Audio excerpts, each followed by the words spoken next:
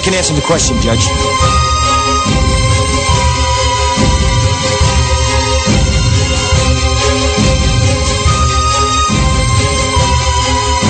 You can't handle the truth.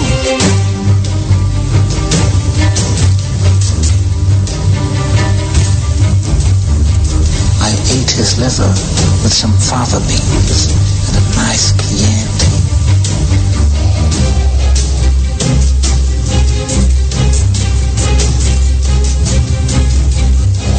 Rubs the lotion on its skin or else gets the hose again.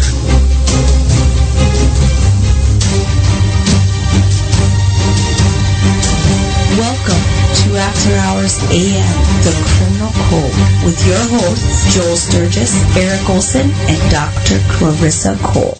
Good evening, everybody. Welcome to this edition of After Hours AM, The Criminal Code. I'm your host, Joel Sturgis. Right along with me, Eric Olson and Dr. Clarissa Cole. So how is everybody doing this fine hump day, Eve? Good. I'm doing well. How are you? A quick programming note, as long as you asked, we will not be having any shows next week, not because of anything that's horribly wrong, other than I'm having heart surgery. So, and it's really not even heart surgery. It's nothing but a little heart surgery. That's it, amongst friends. So it won't be so bad. It'll be okay.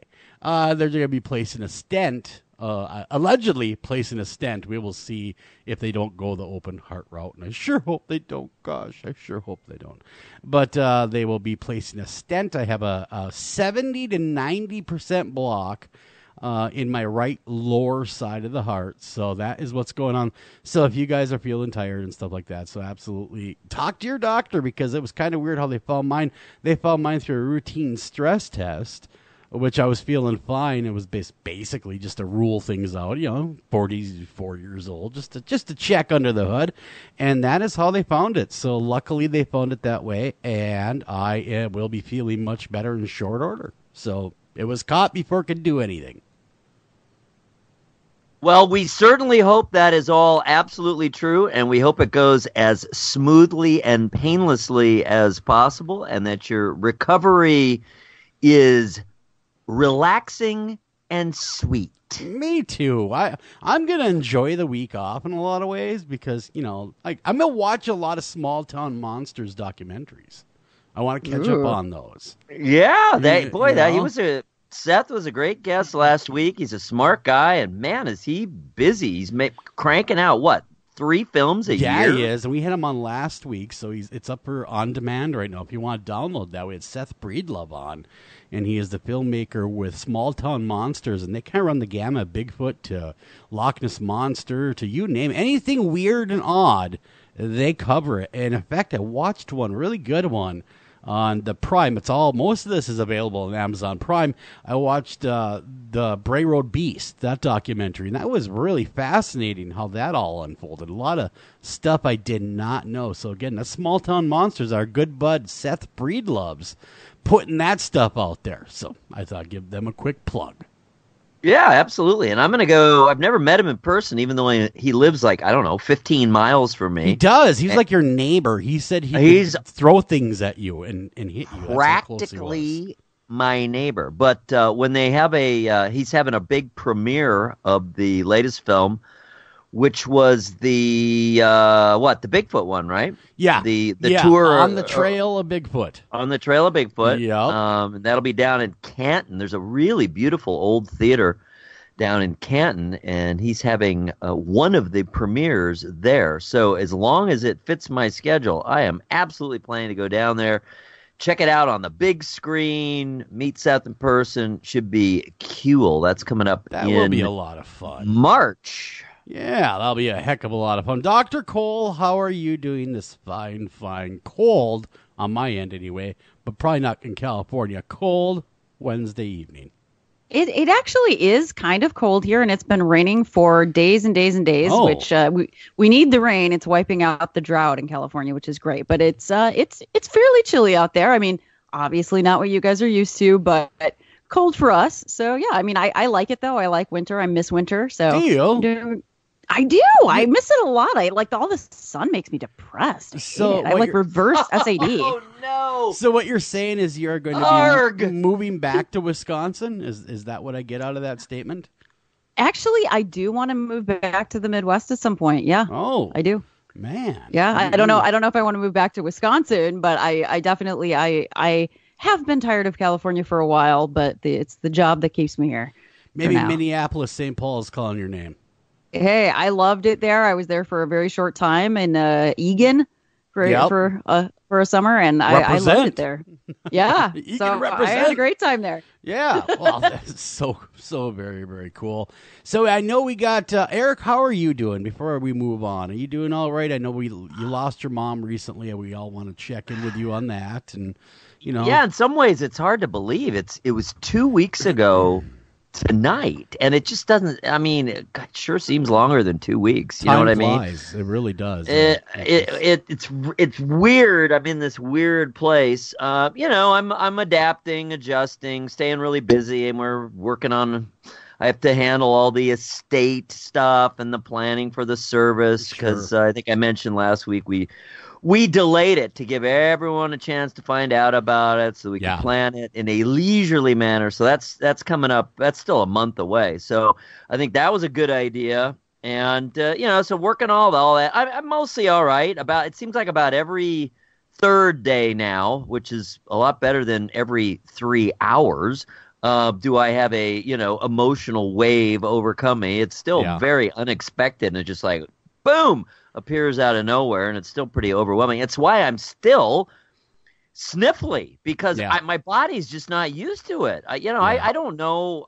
It's just not used to it. Anyway, I'm doing all right, and I actually went to a really interesting class just before the show here tonight. Lamaze.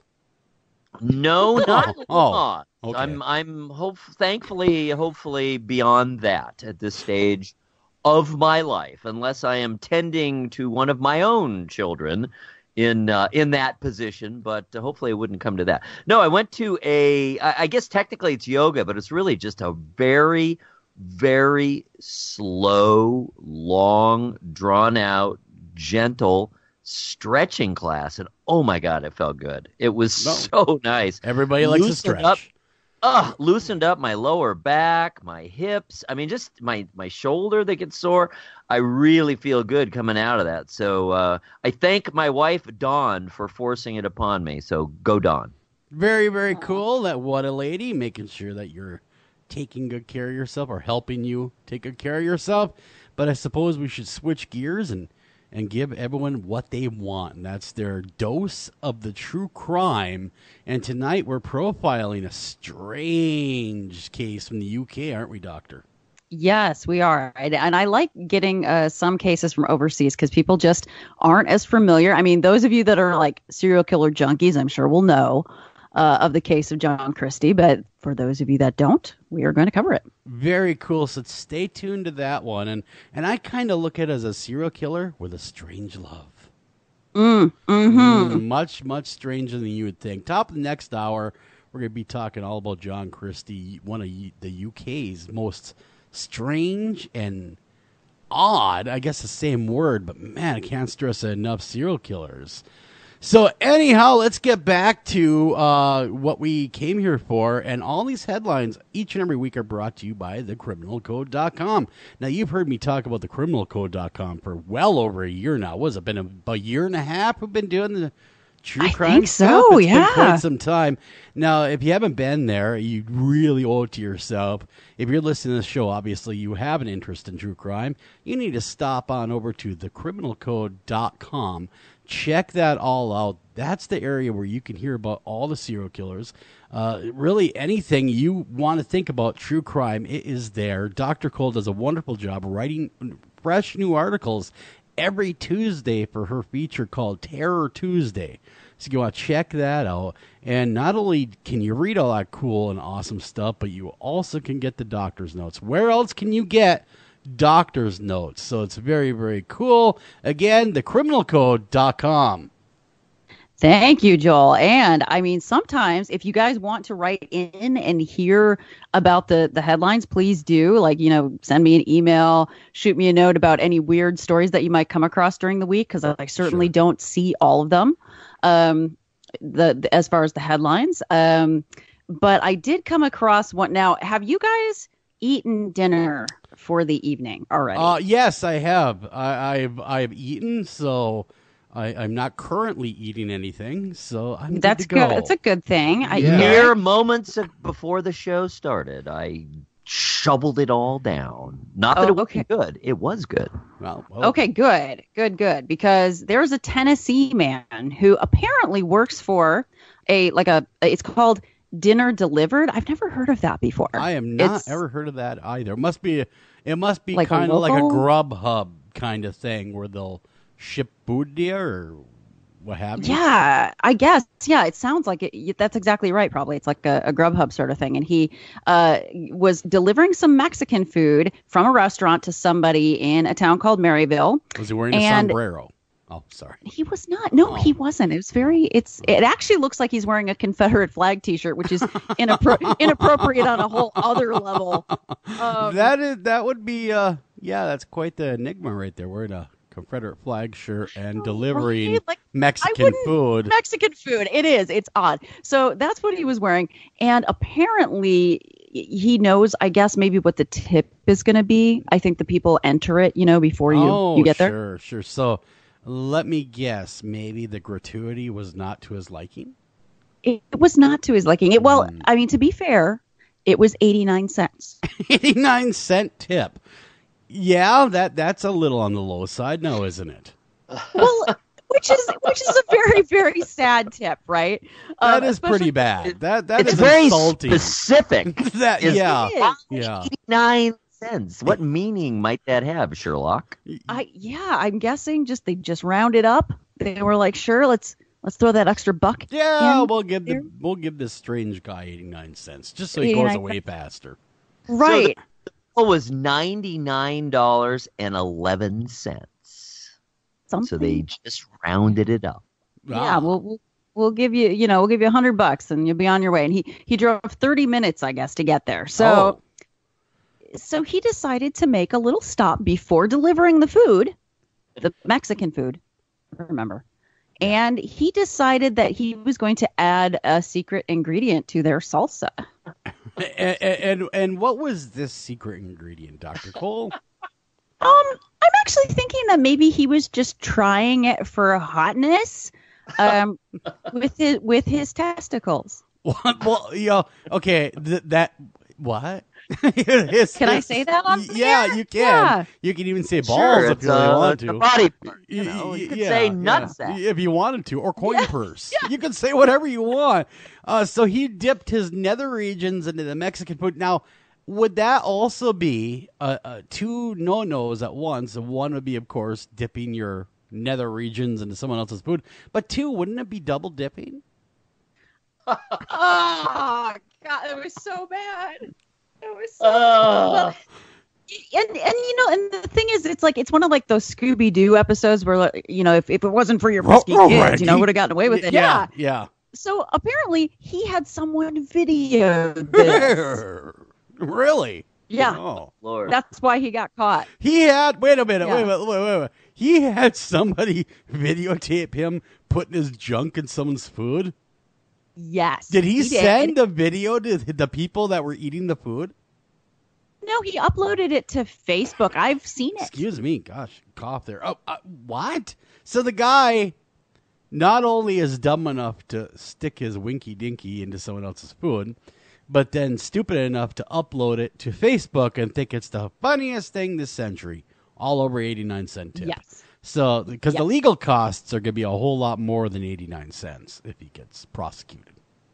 Oh, and he will, because everyone in the world knows about it now. And just in case any of you were wondering, his name is Howard Webb, age 31, out of Tennessee. Do not take any food from Howard Webb, number one. Anything. Do not, especially cheese. Now, if he showed up a cheesecake, Dr. Cole, you'd have to think twice, though. We've heard your love of cheesecake. But if Oh, if there's nut tracks in there, do not eat them. Just don't do it. So I guess the dinner delivered app or whatnot, they're dealing with it. They've said, but that was his crime. We're dealing with it internally. Mm-hmm. Yes. Or in this case, externally. Yes. And Wow. there was another case. So I was thinking like, okay, that is just sort of the supreme in kind of stupidity there to video it and upload it. That is really dumb. But I have another. I feel like this is a dumb crime, but I kind of want to run it past you guys because I'm starting to like second guess myself. So okay. This one is out of Louisiana. Okay. It's out of a New Orleans suburb, and it a postal manager, so working for the U.S. postal system, apparently stole $630,000 worth of stamps. What? That is a boatload of stamps. That's a boatload of stamps, and what's he gonna do? Sell it on the street? Hey, I got your stamps right here. Hey, I got the stuff. What? No, that makes no sense. He sold them on eBay. He sold stamps on eBay? Uh-huh. For what? He cut rate them down to 25 cents a piece? What did he do to move these things? I know, it's a good question, right? Like, I don't know if he actually discounted them or if he was just selling them on eBay. I have no idea, but it's actually PayPal and eBay notified the postal system because they didn't know. How do you not know how do you that misplace? over $500,000 in stamps That's a is lot of gone? stamps. That's a lot of small pieces of paper. That's a lot of stamps. I mean, the guy must have had a truckload of stamps. Well, we know what it is. It's over 1 million It is. stamps. Yeah, it is. It's like 1.2 million stamps. My God, that's a lot of stamps. I mean, I don't even like to send letters to begin with, but why would I need, 1.2 million? Did you not get the memo that email is cheaper? And it's okay. So this is what the article says because I have to quote it. Internal controls had failed to detect the stamp thefts because he used another supervisor's password to access the computer system. Yeah, that old yard. Why? But why does that explain it? I'm sorry. He still stole over $1 million worth of stamps. How does using another supervisor's password not? That is odd. I just. That makes no sense. They have some inventory control issues. Oh, huge. Maybe he's the guy that does the inventory. I don't know, but I was having fantasies of ripping off the post office earlier. I'm not going to lie. Yeah. If this is how well they keep records. That is honestly awfully strange that you'd steal, almost a little over $500,000 worth of stamps. And to move that volume of stamps, it's not what you can do is sell them one at a time. You'd have to find somebody that's willing to, say to themselves, "Boy, I sure send a lot of letters. Yeah, go ahead. I'll give you $300,000 for those stamps."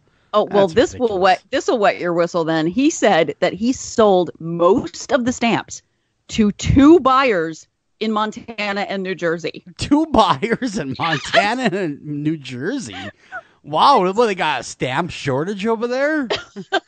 Come on. $200,000 worth of stamps, sure. It has to be a business that mails things. It has to be somebody that's in the crooked stamp, And number 2, he had to have discounted them. And, of course, you can't discount stamps. So knowing, I would be suspicious of these buyers, that's for sure. Mm-hmm.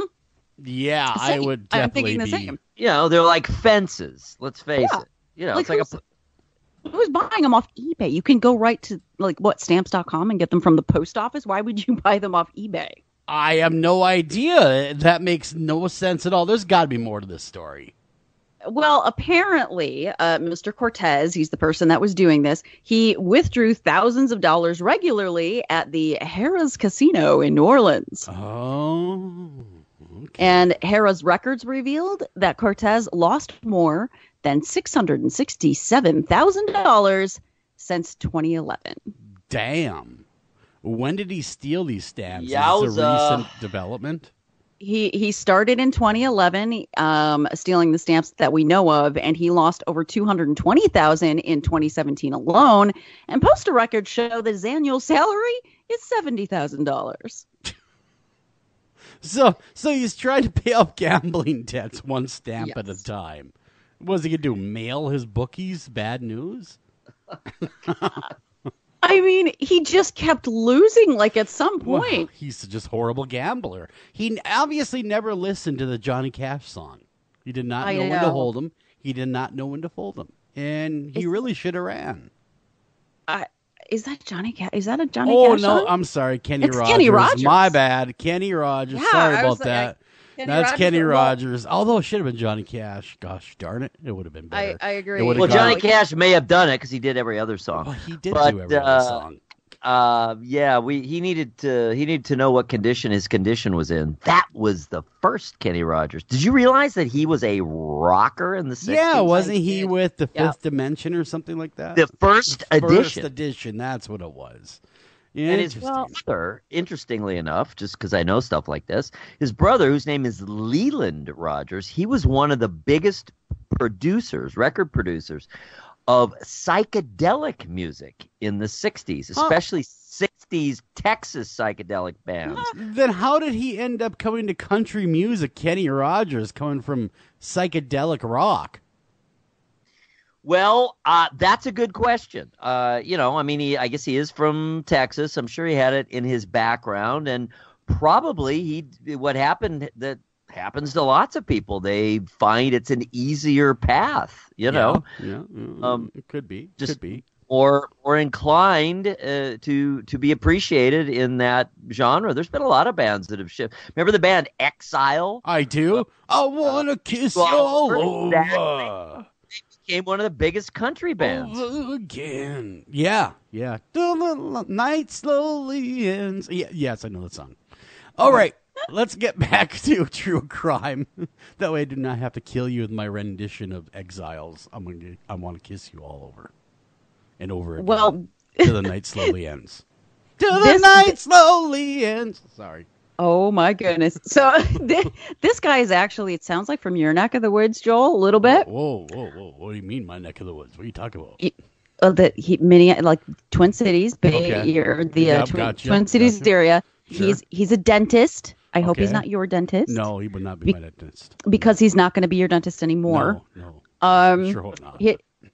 His name is John Hagg, and he apparently decided, this dentist, that he and his community, let's put it that way. Oh, the community dentists. Okay. Yeah, no, the community that he lived in. Oh. There was a boathouse there that that was in disrepair, I guess. Oh, I bet he lives on Lake Minnetonka. He lives somewhere special, somewhere like really like higher end. It doesn't say exactly where. That'd be Lake Minnetonka. I'm sure of it. They that's where all said the rich people live. They said that people were upset by the condition of one of the boathouses, right?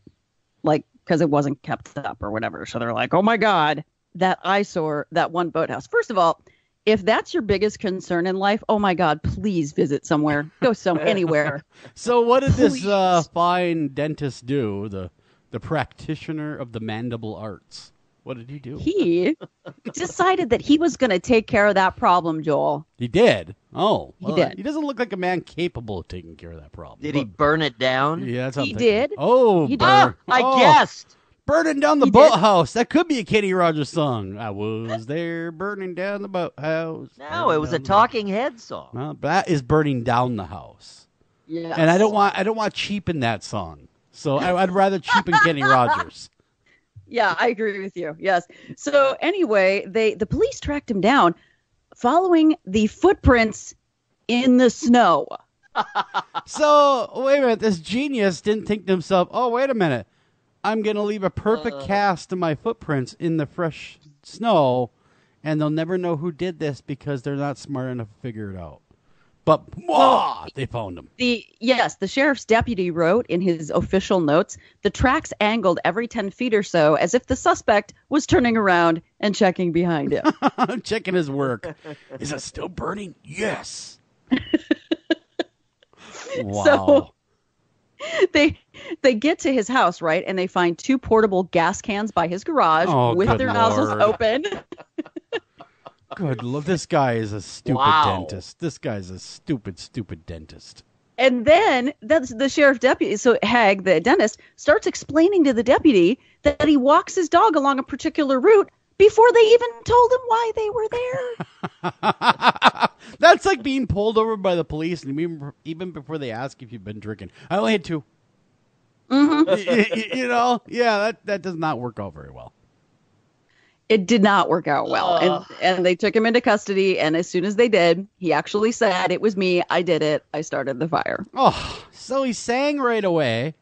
My Yes. God, he's not a very good criminal. This guy's a horrible criminal. And he faces up to 40 years in prison and then $100,000 fine on top of it. Yeah. Damn, the nut dropper man's going to himself. Man, you're a horrible criminal. I know. Horrible. Right? Boy, he better start selling stamps. He better start selling stamps. He's going to need those stamps to write letters, strongly worded letters to his clients that he was no longer be able to attend to their dental needs. I don't know. Yeah. 40 years sounds pretty That long does for burning seem- down a boathouse. Yeah, that does seem a little strict. I agree. I have no idea and if he doesn't have a criminal record, which if he's a dentist, he doesn't. Yeah. I'm sure it's not going to be that. It's just, they always list the most egregious sentence they can give. So Yeah, they must really want this dentist. They must really want him behind bars. Well, Any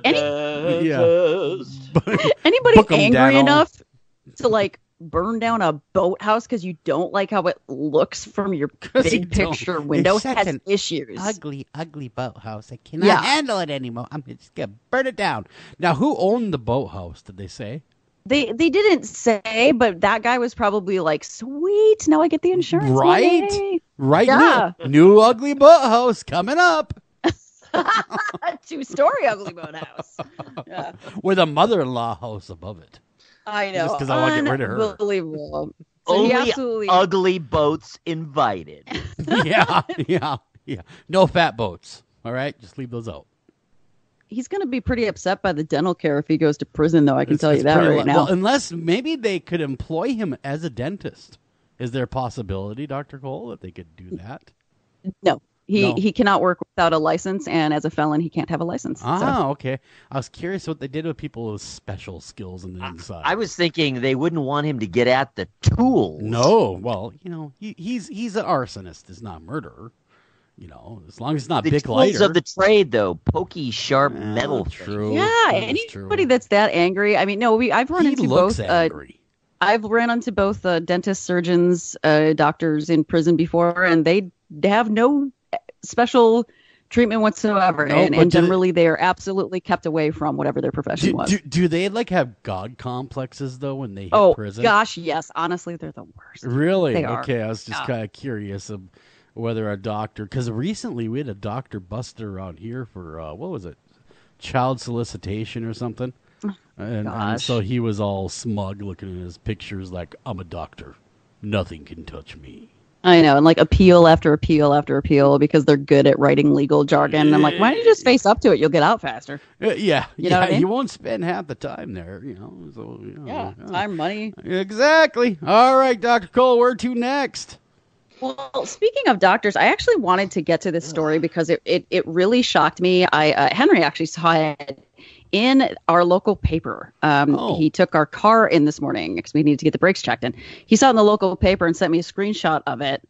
So it's not patently funny, but I did want to touch on it if that's okay with you guys. Yeah, absolutely. Touch away. Well, that's not horrible. Not all crime is humorous.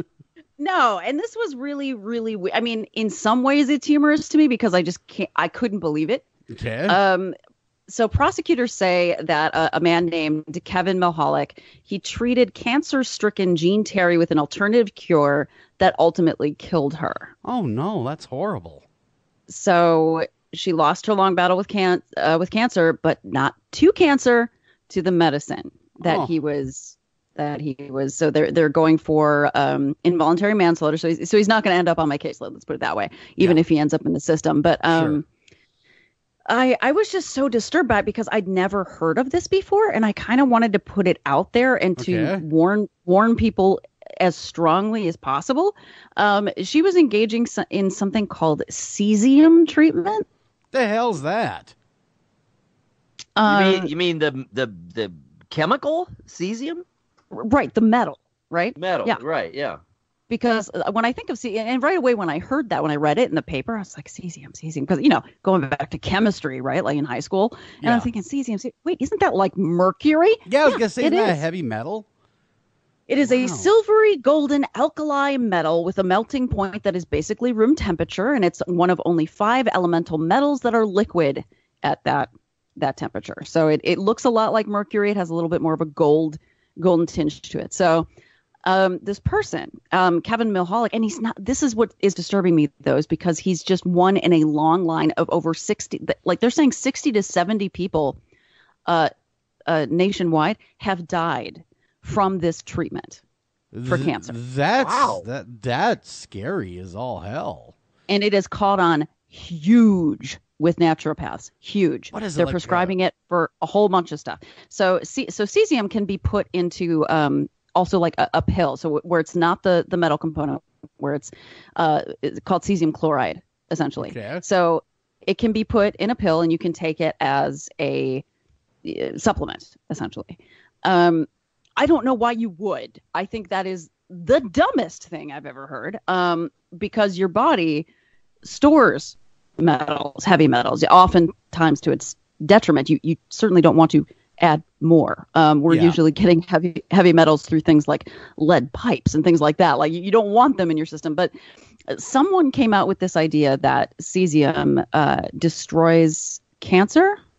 Well, that sounds ridiculous because, if it's a mercury type metal, the phrase "mad as a hatter," that came from people making hats, but back in those days, they would use mercury in the hats, and at least in the making of them, and drive them insane and kill them eventually. Yes, and all the people that were painting the hands on clocks that glowed, same sort of thing. Yeah. They became mad because they licked the brushes. So yeah, you're exactly right. Like, so they're saying that cesium doesn't allow cancer to replicate, or it kills cancer. Well, I mean, it kills everything. Kills a lot of things. Yeah. But the thing that makes it even worse is that actually there is no evidence that cesium actually does kill cancer. It sounds like somebody that is desperately looking for a cure to prolong their life or save their life is willing to try anything. And it was weird when my dad was dying of cancer, man. He would try whatever was on TV. I know he went on a nut kick. Yeah, I mean, like eating nuts like crazy because he read somewhere it helped. The good fats, yeah, stave off cancer or kill cancer, and then it was fruit. Oh, this fruit will save me, all that kind of stuff. So I get it. I mean, this poor person is dying of cancer and looking for any kind of reprieve to extend their life, and it sounds a lot like this individual. How heinous this is! It's horribly heinous. Preyed upon that person's willingness and hoping that to save their own life. Absolutely. And what eventually killed her, so she's taking these cesium supplements, right? And in the end, what actually killed her was that he suggested that she inject it straight into the tumor in her breast. Oh. Ay. Which her husband helped her do. So he injected straight cesium into her body, which stopped her heart. Now, is he the husband? Is he being charged with anything? No. Okay. And I can kind of see why. She gave this guy named Kevin, she mailed him a $5,000 check asking him to come out to Browns Valley to oversee her treatment in August. And then she also gifted him with another $5,000 check that he received from a caretaker the day that she died. God, so that's so sad. It's awful. I mean, it's just such an awful story. I'm so glad that he's being charged. I really wish that it was more than involuntary manslaughter. I honestly, why it couldn't be murder, because to me it seems like murder.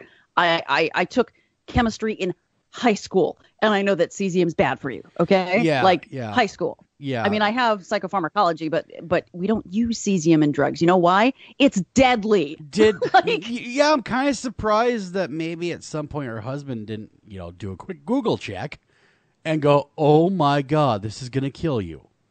Well, I guess that's kind of what I'm trying to say is that if you do a Google search for cesium chloride and cancer, there are tons of websites out there touting how awesome it is. So, yeah, but wouldn't that in turn open them up to liability of murder by telling people that this is something that will kill them?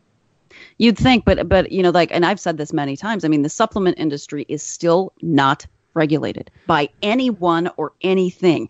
And lots of supplements are extremely deadly. There's supplements like a potassium. By the way, don't take too much of it. You'll have a heart attack. Yeah. In fact, just because I wrote on Facebook, hey, I'm not feeling well, this is what's going on. I've had more people private message me with these so-called old wives' tales things that will cure me without having to get surgery, for instance. Right. Exactly. No, I'm not going to take straight potassium because they claim, because that was one of them. Oh, if you inject yourself with a ton of potassium, it'll take care of your issue. No, it'll kill me. Your heart like no one builds this. Right? Yeah, and actually, it'll too take much care of calcium. Too much calcium does the same thing because, like, we are like, and that's the thing. This is basic biology. It's stuff you learn in psychopharm when I took these courses. Like the things that control the heart are called sodium calcium channels. Yeah. That controls your heart. So you take too much of it, your heart doesn't know what to do. And a heavy metal like that, they said that she had over 200 times the cesium that any normal person would have in their body. And because it just builds up, you can't get rid of it because it is a metal. What is this quasi doctor facing? Just involuntary manslaughter, and that's it. That's it. No. I would think that murder one would fit, man. He knew he was killing her. He had to know. Come on, he had to know. He says he doesn't. He said that it helped my sister because, of course, everyone knows somebody that was helped by injecting metal into their body. I mean, unbelievable. Like, if you don't have a doctorate, and even if you do, if it's not in that thing, like I talk about things sometimes, but my doctorate is in psychology, like no mistake. Mm-hmm. Don't do research. Please do research. It just really surprised me that when I started looking around, they're saying, like I said, 60 to 70 people nationwide within the last couple of years have died from cesium poisoning. Yeah, just run it by your primary and ask them, hey, is this a good idea? They're going to know. And if they look at you like you're crazy, guess what? You might be crazy. They might not be nuts. They might not be in bed with big pharma. You might be nuts. Yeah. And I'm just saying that because I want to save people, because at this point I'm sick of it. I'm sick of people not getting their kids vaccinated, injecting metals into tumors. Like, please, for the love of God, if you do not have education in that area, find someone you trust that does. Yeah. Don't listen to anybody peddling supplements. This is not the dark ages, and supplements, you're right, can be very dangerous. Extremely dangerous. And they can be very helpful too. Like I've been I've been helped by supplements in the past, but it was an adjunct to the Western medicine treatment. It wasn't in place of it. I've done acupuncture, I've done supplements with Western medicine. Yeah, these people are clearly just trying to buck the Western medicine. You know, you don't need them. Go this route, homeopathic or this alternative medicine craze. Well, and that's what so be careful. That's what they're saying about Jean Terry, is that if she had gone the Western medicine route, she probably would have lived. Yeah. Her breast cancer was not considered fatal at that point. She was just so afraid of it, because the word she said, cancer. I don't want to do it. The word cancer is scary in any context, and especially when you're the one with it. And so I get it. I get the fear and wanting that out of your body. But my Lord, that poor lady and her family.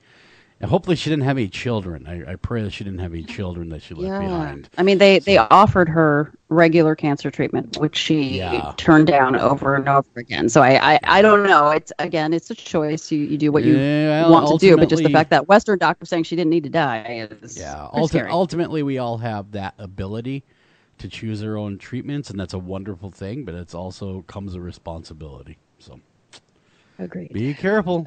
What do you think, Eric? That's nuts. Oh, it reminds me of the scene. Remember toward the end of the Andy Kaufman movie, the Man on the Moon? Oh, yeah. he's over in like the Philippines or something with this just last gas. It's basically like a witch doctor type operation. Remember with chicken blood and everything. Yep. And he happens to see behind, like looks behind the curtain kind of thing and sees that it's all a total scam. And you just see him laughing. He's laughing at the irony of it all and just how bizarre life is. That he finds himself in this situation and with that condition in his 30s. It was really terrible. Yeah, that was terrible. That's what I was thinking of. Yeah. Well, it's really akin to the old. You may as well go to a revival and go to a faith healer. At least you won't die from that, generally speaking. But that metal will kill you. Generally speaking. Generally speaking, you won't unless you go to one with snakes. And I told you about that story, didn't I? When I was stuck in the tent with that snake. Man, I don't know if you did. Oh, my. Whip it on us. Oh, I know it's not true crime, but years and years and years ago, I was in a southern state. Now, to avoid offending anybody that lives in that state, I will not mention the state name. I was in this southern state, and let's just say it rhymes with Virginia. And I was there. And I met a girl at a gathering. I think it was a Walmart of all things. And she was a cute little number. And I was in my early 20s, so I was gullible enough to, chase the tail, as it were. And she said, hey, I'd really like to go on a date, but in order for us to go on a date, my faith says that you need to come to church with me and that you need to partake of my faith. I'm like, all right, that's cool. Like, I can go sit through one service if that's going to get me where I want to go, if you know what I'm saying. So I show up, and it's a big white, almost like a big top tent. And I'm thinking, what the hell am I getting myself into? So I go in there, right? And there's this guy, this priest, he's kind of a heavier set preacher up there going, the faith of the God, Lord is my shepherd, and, the normal things you'd expect to hear. And I'm listening, and they're speaking in tongues towards the front of the church. And I'm like, oh, this is really weird. So then this big glass case comes out, huge glass case. And inside this case is, let me get rid of, I don't know why my phone is ringing. But inside this glass case was a black viper. Biggest viper I've ever seen in my life. Huge snake. And he takes it out, he's gyrating and dancing and doing his thing and saying how God is protecting him. And obviously he's been bitten before because he's like, this viper could bite me and I will be just fine. The faith of God has got my back, basically. And this viper struck him in the neck so fast, like boop. I mean, it was you couldn't even see it was so fast. This viper bites him. He continues to dance. Like, this has obviously happened before, and he believes that he is protected by God. The guy falls over about maybe 3 minutes later like a stone statue. Like, feet up in the air, falls back. Well, the snake goes scurrying off in this time, and all the parishioners get up. They go to the front of the church. Oh, my God, our leader has fallen, basically, is what they're doing. So they call 911. Someone had a cell phone, so they call 911. Where someone from Virginia would have had a cell phone in the 90s is anyone's guess, but they had one. And so they called 911. Here they go, and they all leave. They follow the preacher over to the hospital, and they leave. And there's the snake, this huge black mamba thing, is still in the church, and I can hear it slithering around. And so I jump up on a pew because there's wooden pews, and there's another guy there.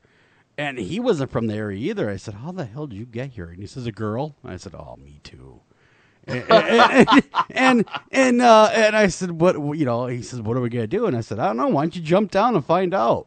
I'm not jumping down. Well, come on. Someone's got to jump down here. So after about 2 hours of hearing the black mamba come around us and by our feet and watching this thing slither, I decided it was time to leave. And I took my moment to leave. And the guy screams at me, don't leave me alone with it. And I leave, right? Well, come to find out, the original snake this guy used, because I ran into a couple people that knew of the church well enough to know the inner workings, he bought the original snake from a pet shop that it had its glands removed or whatever, so it couldn't hurt him if he did get bit.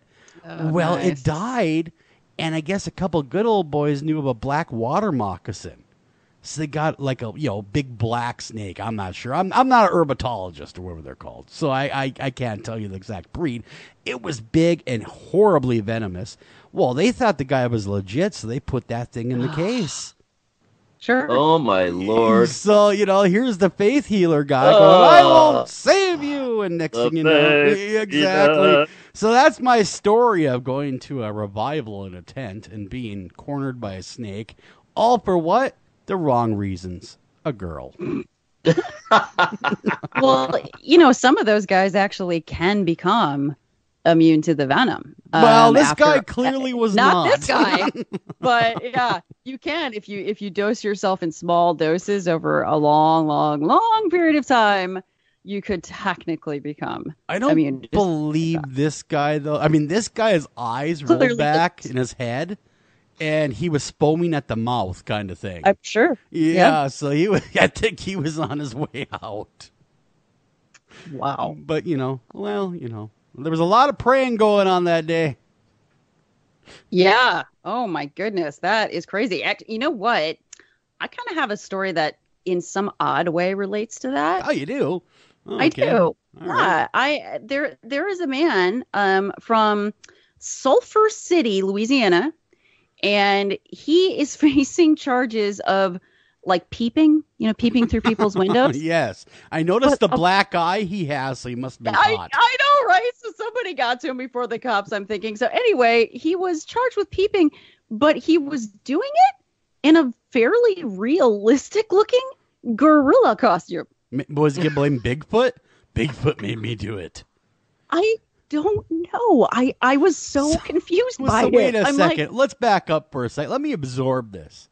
There's this guy with a black eye, now has a black eye, assuming he got caught, was looking through people's windows, donning a lifelike gorilla outfit. Yeah. And he didn't think that people would suspect that it wasn't, of him looking through the windows? Well, that's odd. Well, I don't know. That's where I'm so confused. Are you not going to call the cops if it's a gorilla? I don't know. Yeah, maybe You're going to call animal control. Yeah, maybe he's hoping they have a little soft spot in their hearts for gorillas. That's why I was confused, because I'm like, okay, look, even if the gorilla's looking in my window, I think I'm calling someone. Well, what gave it away that he was a man? I mean, So let's just say, for argument's sake, it could have got really bad really fast, because somebody could have said, "Oh my God, that's a wild gorilla, and it's very, very dangerous. Get my 30-06. Right, We're gonna go ahead and kill this thing. It's a wild gorilla. He's lucky he didn't meet the bad end of my odd 6." He actually is. I mean, if somebody did suspect that it truly was a wild animal, I can absolutely see someone putting it down out of fear. And yes, okay, it must have escaped from somewhere. It can't just run around wild. Exactly. But I guess I just am confused by the whole thing. I feel like if it was happening to me, that I'd want to open the window and say to him, "Did you think I wasn't going to call someone?" I'm confused by your... Marge, guard the banana stash. Right, what's happening in your mind here? I don't... Yeah. Is it just more fun for you? Here's my guess. My guess is it wasn't specific to a gorilla. He may have had access for some reason to that gorilla suit. And it was just his disguise. It could have been anything. It could have been an alien, could have been Tinkerbell. Alien would have been cool, though, because then people, could have yelled, "No! I hate anal probing aliens, Marge! Kill it!" So that's my guess. My guess is it was just a disguise. It was a bad disguise, evidently bad enough to where it looked like he was wearing a mask, right? Yeah, he should have wore like a Michael Myers mask or something. I know, the whole outfit, Louisiana, it's hot, it's sticky. Was it the tennis shoes that gave him away? Look, that monkey's wearing Nikes. Is that gorilla using a cell phone? Yeah, I don't. The whole thing was just really weird. No opposable thumbs. Oh my God. How does he text? Oh my God. So that one was a mystery to me. I have Louisiana's taken first place tonight. There's another one. This one though is out of Lincoln. Is that Nebraska? I'm so sorry. Yeah. Is it? Yeah. Last I looked. Thank you. Although there's a Lincoln in pretty much every state. Every state. Usually it's every Nebraska. state. Yes. Usually when they refer to it is Nebraska. Yes, you're correct. I hope that it is. So it's it's hard for me not to laugh. So this is in the Lincoln Journal-Star. Apparently, there is a candidate there for some sort of office for Congress. Okay, and his name is Jeff Fortenberry. I want to say that's a name right there, Fortenberry. Fortenberry, yes. Fortenberry's your man. And they were having some problems back when he was running for Congress. And it took them a while to track down a person that was purposely defacing his campaign signs. But it's so easy to do with a name like Fortenberry. Well, there's a very googly eyes. There's a juvenile thing that you can do to the name Fortenberry if you change one of the letters. Oh, I'd so do that. Which was done. And the other thing that was done was the person put huge, like you were saying, Eric, huge googly eyes on the candidate. Fortenberry, the only man with bedroom googly eyes, and he wants to come run for you. Yes. And so this was happening everywhere, I guess. So all of his, big, like the campaign billboards had his name changed and huge googly eyes. 3 billboards outside Lincoln, Nebraska. We know you could choose any googly-eyed candidate, but we would ask you to choose Fortenberry.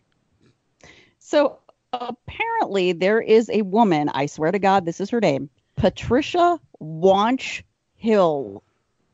Wow, that's another long handle of a name. So they're calling her in the article Wanch Hill, and it's hard to even read it. But she's she's a research assistant professor of sociology and a political activist out of Virginia. Wow. Apparently. She must be with and the her defaced activism signs. involves googly eyes. It does. It does. And she is a fan of the googly eyes.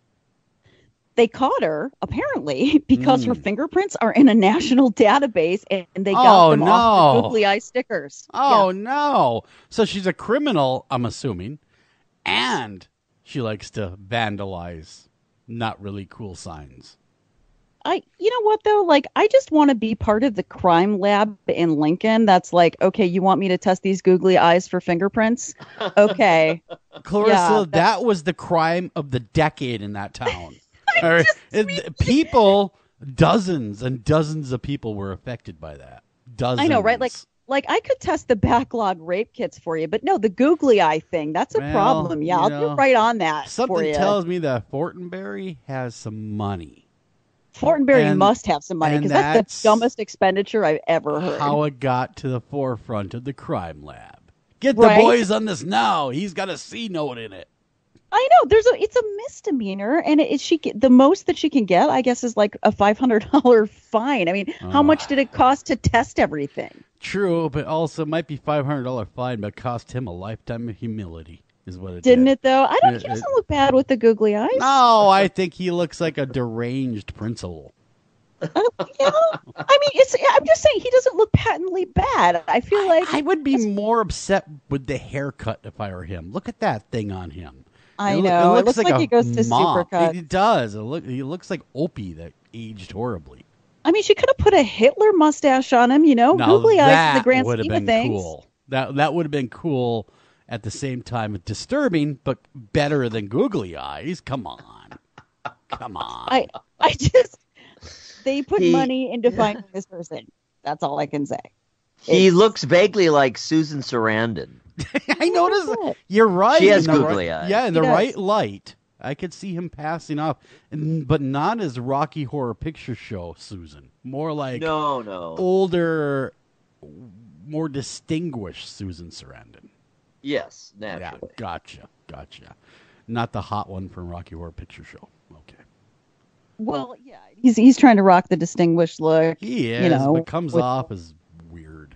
Okay, that is a weird case. Do you want to make sure we hit the Momo thing, or I would like to. And by the way, he still did get elected to Congress. He did. He just needs to shut up. Now, does he now wear the springy, googly eyes and the glasses now just to keep up the facade in case that's something that did get him elected? Actually, like without the googly eyes, he's far less interesting to look at. Well, I was going to say, at least the googly eyes, you have something interesting to look at. Yeah. So he was elected despite that. But yes, I do want to get to the Momo thing because I'm kind of okay.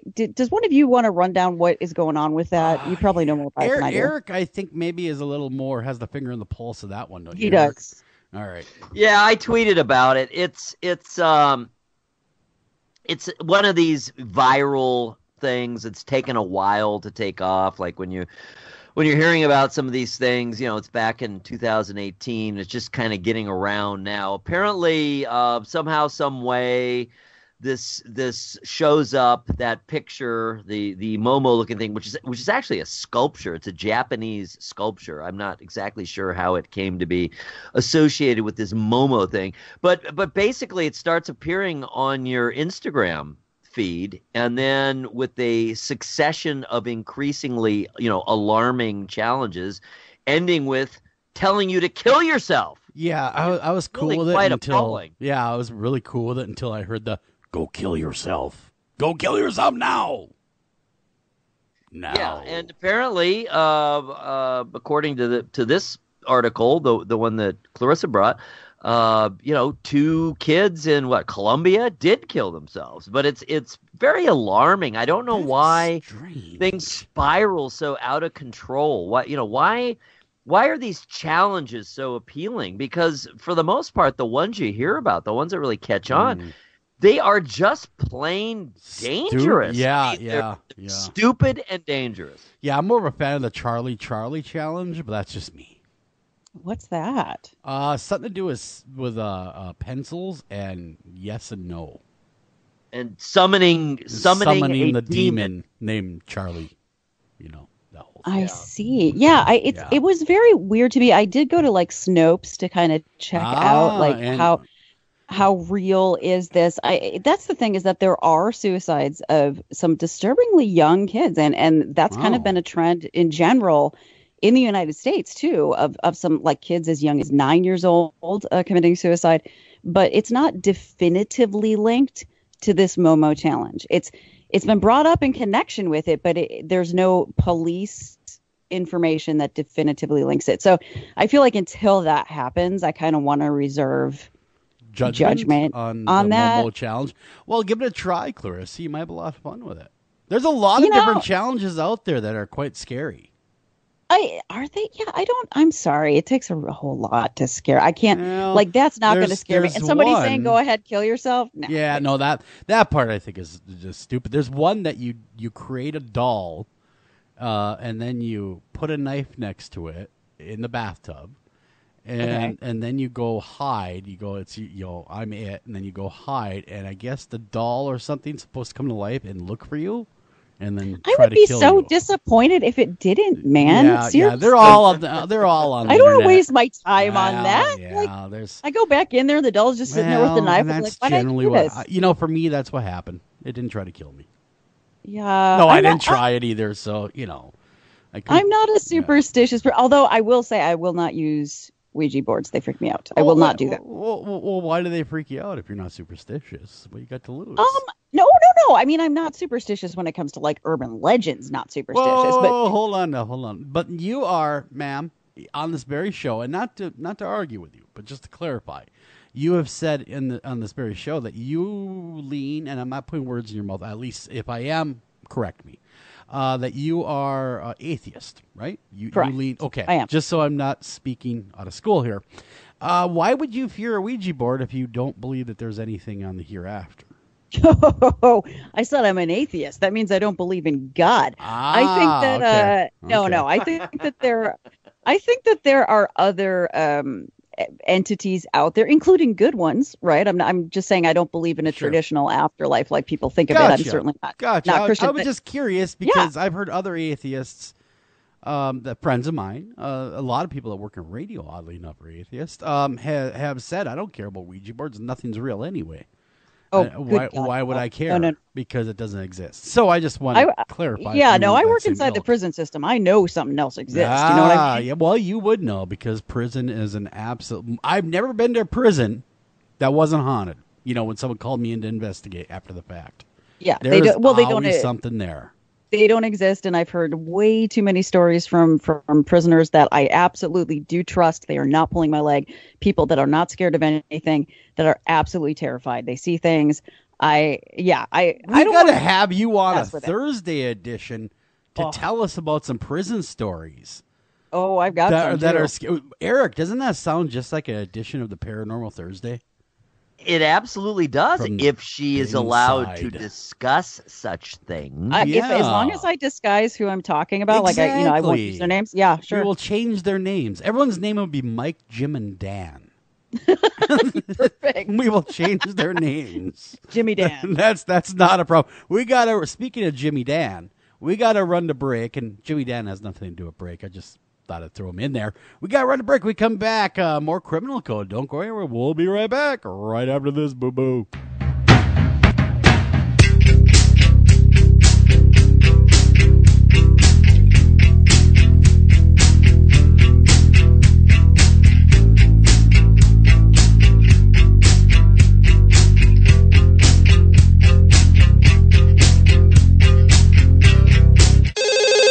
Ranger Station, Ranger speaking. Yeah, hi. I'd like to report a bear sighting. Location. My backyard. Oh, your backyard. Try telling a bear that. I did, and this bear talked back. Talking bear, that's rich. No, wait, it was Smokey Bear. Smokey? Why didn't you say so? I did say so. Continue. I was burning yard waste. No, boy. He told me to burn legally and responsibly, and to remember that if it's too hot to touch, it's too hot to leave. And as always, he's right. 9 out of 10 wildfires are caused by humans. That means 9 out of 10 wildfires can be prevented. Yeah, I know that now. Thanks to me. Actually, thanks to Smokey. As usual, the talking bear gets all the credit.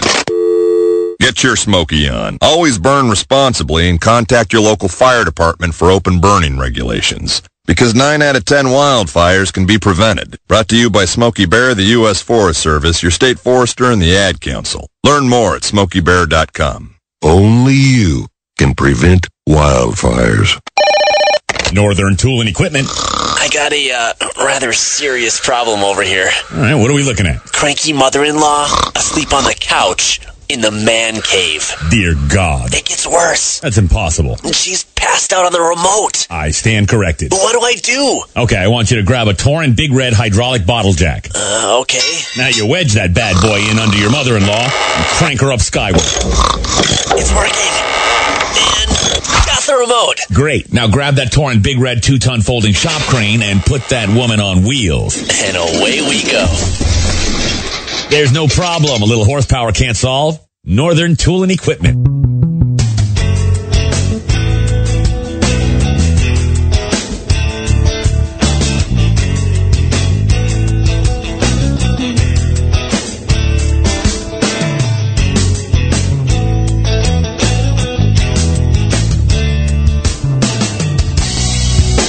Welcome back to After Hours AM, the Criminal Code. Everybody, I'm your host, Joel Sturgis. Right along with me, Eric Olson and Dr. Clarissa Cole. Well, Dr. Cole, we got a hell of a barn burner, slobber knocker, kind of. I know, I just wanted to use those words in a sentence tonight. I don't know why. It's a Donnybrook. It's a Donnybrook.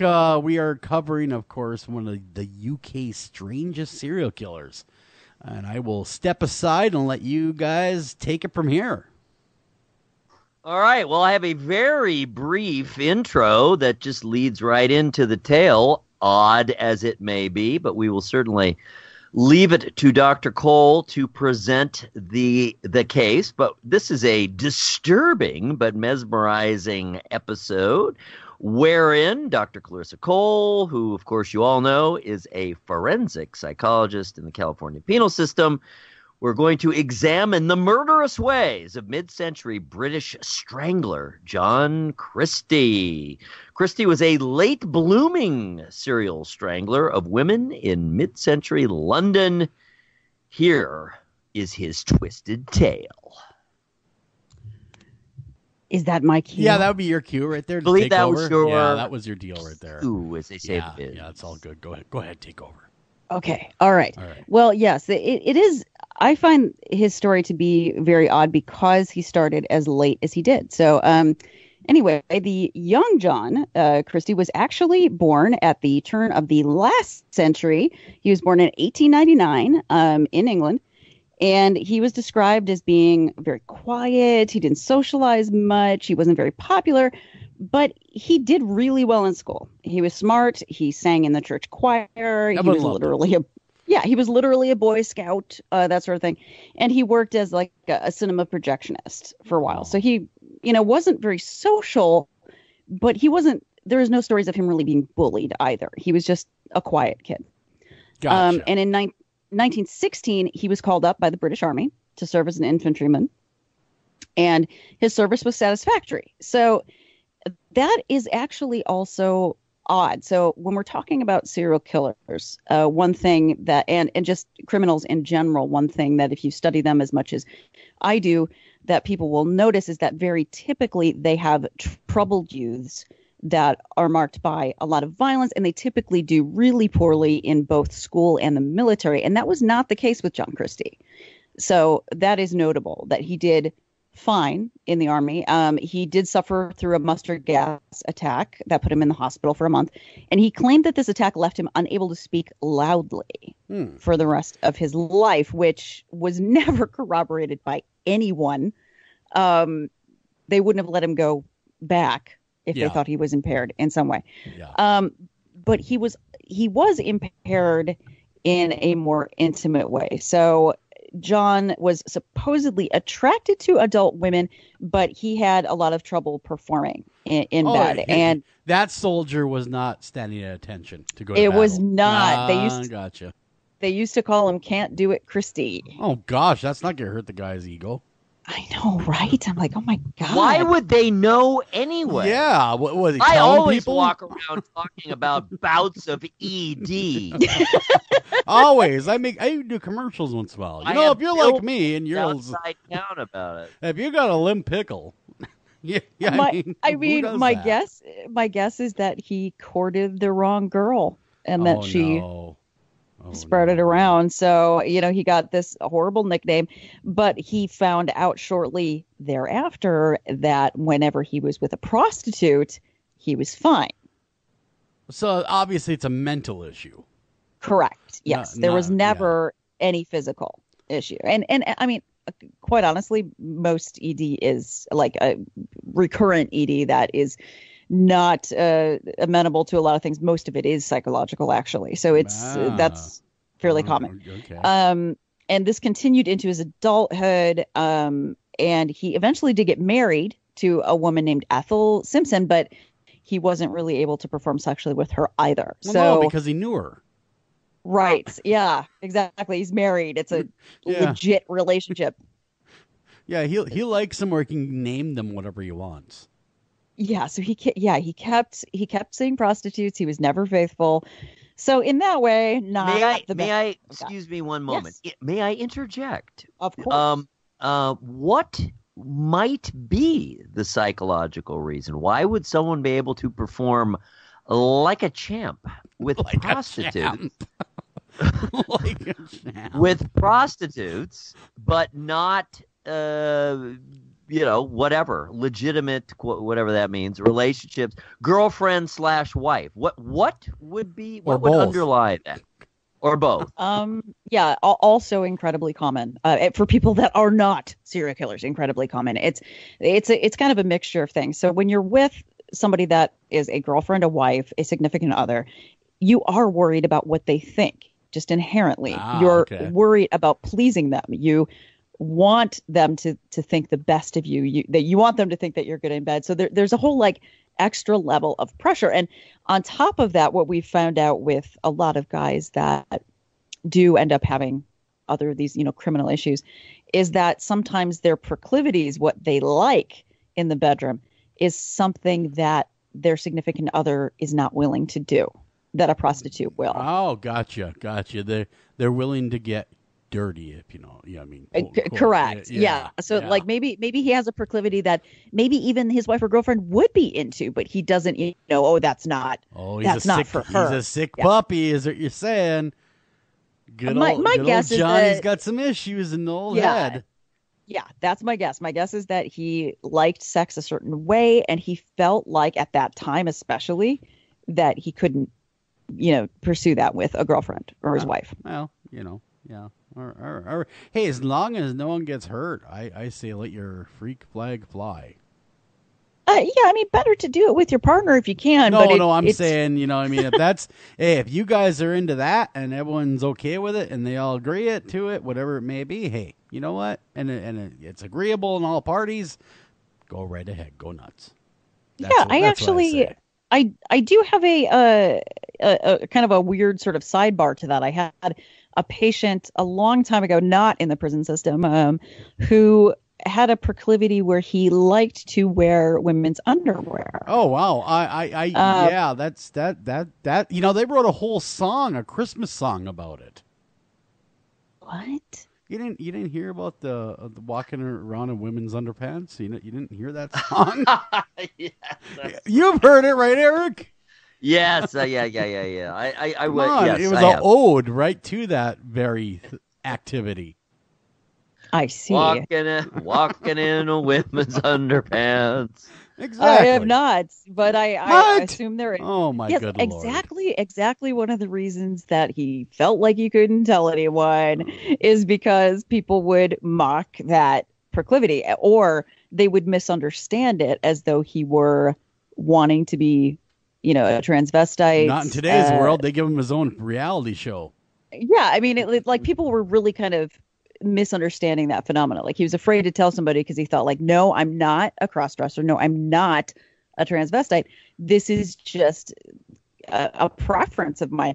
And he was so embarrassed about it. And I'm like, oh my God, you just honestly just find somebody that is into it. Like really, like life is too short to be embarrassed about something that isn't hurting anybody else. And to be honest, isn't wrong. There's nothing wrong about it. If you like to wear women's underwear, you know what? They're soft, they're silky, they're amazing. They come in lots of different colors. I do not blame you. Yeah, well, there's a whole movie about it with Dr. Frankfurter. So, yeah, check it out. No, but that's transvesticism, and that is what he was afraid of. He's afraid of being judged and afraid of being looked at as a transvestite, where you dress all in women's clothing, which is not what he did. But, it's one of those things. It's like, if you have a preference, don't worry about it. Stop judging yourself so harshly, man. People like what they like. But this is a different time, though, in the world. I mean, this is just after World War I. Things are very buttoned up. Any deviant type activity would have been frowned upon harshly. That's true, and I think that like sort of coming of age in that world where World War I, is going on, and things are like desperately serious, and you want to break out the thongs. I mean, that might not be the greatest move right there. And kind of some dire straits going on too in England at that time. Like life is hard, and he's not. That's the problem. Exactly. Oh, God. But by 1937, so he's married to Ethel, right? And they had problems in the beginning, but they're kind of getting on the right track, right? So they move into a flat at 10 Rillington Place in Notting Hill, which is a working class area of London, is what I called it. That's what it is now. But to be clear, a lower class working class area of London at that time. Like almost like a ghetto setting. It is very close to it's not a ghetto, but it certainly is not what one would consider just regular. Okay. Like almost one notch above Skid Row kind of deal. It is, gotcha. Yes. Okay. I mean, they had their own apartment, but that's about it. So the conditions are not great, but Christie secured employment as a foreman at the Commodore Cinema. And then he joined the War Reserve Police at the beginning of the Second World War. And he had a criminal record at this point, but the criminal record was for things like theft, larceny, stealing postal orders, nothing really. Stamps, yeah. Yeah, stealing mail, nothing really big, right? So it's not really that surprising. So he was, the War Reserve Police beginning of the World War. And for whatever reason, not long after that, he began his killing spree, and he was 44 years old at the time. That's pretty old to start killing people off. I mean, by then you'd think they're winding down their killing careers.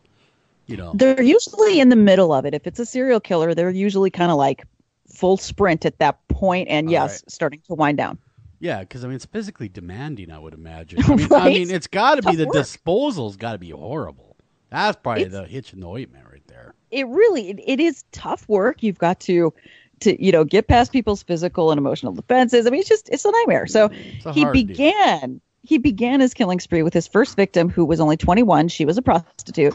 Who, remember, he's still seeing prostitutes. Yes. He invited her back to their apartment because his wife was out of town visiting relatives. Oh, of course and it was. Yeah, and he said that his first victim he strangled rather impulsively, which leads me to think, like we were talking about, that may have been part of his proclivities. Do you think that he killed the prostitute because he had a feeling that no one would miss her? Because, we're talking 1940s Europe at that time. It's a long time ago, and really, quite honestly, that trade was looked down upon quite harshly. And I think there's that, but I think it may have been his first victim. I think may have been somewhat impulsive. I think maybe it was sex play kind of gone awry. Thrill kill, give it a try. Yeah. So his first victim he kills with a length of rope. Who knows why he had it around? That's what I said. Maybe it had something to do with his proclivities because he had rope around. And he kills her, strangles her, and then he buried her body in the back garden behind the house. Well, that's convenient. Right? Right there in the garden? Yeah. Wow. Yeah. And he didn't think that anyone would ever notice that there's a body in his garden? Yeah, and it's weird, too, because it was an apartment building. Yeah, he wasn't the only person that used it. Yeah. He probably didn't go 6 feet deep. It was right? probably a pretty shallow grave, The neighbor's like, I was going to have a barbecue out here. And he's like, nope, digging it up. What's that hand sticking out of all the beans for? Can't do it now. He buries her out there, and then he meets his second victim, who was a woman at a job. He worked at a radio factory after that. Her name was Muriel Edie, and he somehow convinced her that he'd concocted a special mixture that would cure her bronchitis. Oh. Huh. Wow. Man. Well, that really did require a fair amount of work, didn't it? That did, because he had to come up with the concoction. Right, and he got a jar that he filled with Friar's Balsam, which I had to look up. I'm like, what is that? Speaking of strange homeopathic recipes, Friar's Balsam is actually pretty good for things like bronchitis. It's an expectorant and an antiseptic. Wow, so that would almost be in the homeopathic realm of things. You could take that and actually feel a little bit better if you had the bronchitis. Apparently, yeah. So he had this in a jar, and he was having her inhale it, and it has a fairly strong scent, right? So she's inhaling this Friar's Balsam, and as she's doing this, he inserts a tube into the jar that she's inhaling from, like from the other end of the jar, and this tube was hooked up to the household gas pipe. Oh my God! Why didn't she just stop inhaling at that point and go, "Whoa, that doesn't smell right"? Because at that time, you have to remember, they scented household gas, but not at this point. Oh. Now, household gas is scented, so you smell it. Back then, gotcha. Odorless. Completely odorless. That's why it has that stinky rotten egg smell, so you know it. Right, and to remind the audience, I was going to say, to remind the audience, if you don't know, the smell of household gas is actually made to smell that way. It is added afterwards because carbon monoxide has no scent. So it was 15% carbon monoxide too back then, which is that's a lot truck load. Yeah. So she passed out pretty quick from inhaling carbon monoxide, and he then raped her and murdered her by strangulation as well, and buried her right next to Ruth, his first victim. This is horrible. And the most glaring problem I see right now, aside from the murder, which is huge, is the disposal way he's doing it. He's bound to get caught with his disposal methods. He's just bound to get keeping caught. him close to home, literally in the home, in the home, or in your backyard. Yeah, never a good idea, because you know why? You live there. That's right. Haven't you ever heard? Don't poop where you live. Don't poop. I get what you're saying, but at the same time, you're not you didn't put them way out in the middle of somewhere where you don't know if somebody's digging it up. You know? True. Yeah, no, I hear you. It's just so strange that you'd want to keep. Is that a normal trait, Dr. Cole, where serial killers want to keep their bodies of their victims close? They do usually want to at least visit them if they don't keep the bodies close. If there's a sexual component, and there clearly was a sexual component, they often, like a BTK, the list goes on and on, where they visit the victims' bodies. And reminisce about that. Right. Gotcha. Reminisce in sort of a physical way. Yes. Yeah. And we'll leave it right there. We will. But that's very common. Here is my solution. If he's in London, you have a river, the Thames, running right through town. Exactly. Mm-hmm. And by far the most, other than just total, like putting through the wood chipper or something, your best bet is to weigh a body down and get it in the water. Yeah, I mean, think so. as long as you're careful about not letting it bubble up. I mean, what are the odds that someone's going to find a body at the bottom of a body of water? It's not good. And so why wouldn't you do that? I don't know. Oh, but water disposal, it doesn't work out the way people think it's going to. Like weighing down a body doesn't really actually work very long. No, because the body breaks down with the water. And so let's say you put weights on the arms and legs, eventually those will come off. How long does that take? Depending on the body of water, how cold it is, how warm it is, the gases that build up in the body that all further separate the body. If a lot of gases have built up, if there are critters in there. I'm asking for a friend. If there are critters in there that feed on things like that, it actually can happen fairly quickly. When Lacey Peterson was dumped in San Francisco Bay, it didn't take long. Wow. So and you would think it would, because the coldness of the water, you'd think that she would wash out to sea, but that's not what happened. So actually, water's not I actually do it. Go do water. I'm going to tell everybody to do water because you'll get caught. Well, I would have thought sharks would have came and got her body. Lacey Peterson? Yeah. I would have thought so too, but that was like karma working on that one. I don't know. Yeah, because they're scavengers, sharks, and that has You'd been think. known to happen. There's so many scavengers in all these bodies of water. I'm just saying that when you weigh a body down, you think it's going to stay down there, but bodies don't stay intact. True. A friend wants to know that if you're going to dispose of a body, what's the best way to do it? Not that I want to know. Wood chipper. Don't get caught for killing them, and you won't have to dispose of anything. Man, you're not going to give up any good information. All right. Moving on away from wood that. chipper. No, that's so Fargo. That's so Fargo. It's so Fargo. No, I don't think there is any good way, and forensic science is so far ahead. Like literally, the only thing you can do is like hope that they don't figure out it's you that did it, because they're gonna find whoever it is. Yeah. All joking aside, and no, I was not really asking for a friend. I was just messing around. Back in the old days, I'm surprised. Now he would have been using lime back then. That would have been a big way of doing it, because I know the gangsters up here anyway, when they would do body dumps in my neck of the woods, lime was a very big component. They would lime the hell out of those bodies.